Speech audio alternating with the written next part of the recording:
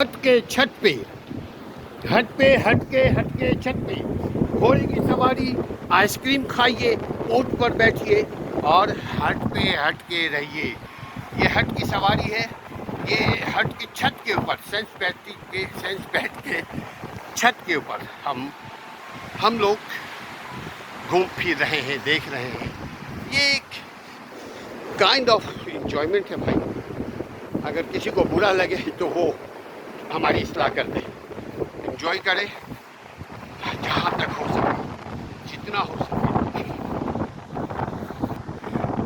एक तरफ हमारे पीछे समुद्र है और समुद्र के बीच में उसके बाद हर्ट्स है। हर्ट्स के बाद आपको जंगलात मिलेंगे। ये जंगलात किस लिए हैं? ये इसको बोलते हैं खुदरो जंगलात। किसी इंसान ने नहीं इसको बनाया। कोई इंसान बनाता जिसको काट कूट करके अपने लकड़ी के तौर पे इस्तेमाल करता।